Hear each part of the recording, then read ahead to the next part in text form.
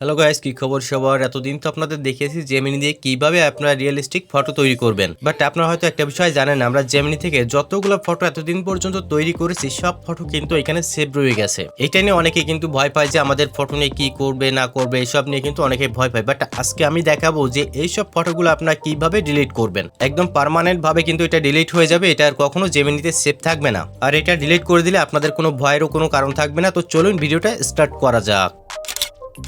Hey I am back and first কিন্তু আমাদের যে কাজটি করতে হবে সেটা হচ্ছে প্রথমে কিন্তু আমাদের জেমিনিতে চলে যেতে হবে। এরপর এখানে যে থ্রি লাইন্স অপশন রয়েছে আপনারা জাস্ট কিন্তু এখানে ক্লিক করবেন, আর এইখানে যে কোনো একটা সেভ রেখে জাস্ট এইখান থেকে কিন্তু একটা একটা করে আপনারা খুব সহজেই ডিলিট করে নিতে পারবেন। বাট আপনাদের যদি মনে হয় যে একটা একটা করে ডিলিট করতে প্রচুর সময় ব্যাপার, তাহলে আপনারা কিন্তু সবগুলো একসঙ্গেও ডিলিট করতে পারবেন। লাইক এর জন্য কিন্তু আপনাদের এখানে চলে আসতে হবে। আসার পরে এখানে যে জেমিনি অ্যাপস অ্যাক্টিভিটি যে অপশনটা দেওয়া রয়েছে আমরা কিন্তু জাস্ট এখানে চলে আসবো। আসার পর এখানে কিন্তু কিছুক্ষণ লোড নিবে। দেন লোড নেওয়ার পর কিন্তু আমাদের সামনে ঠিক এরকম একটা ইন্টারফেস চলে আসবে।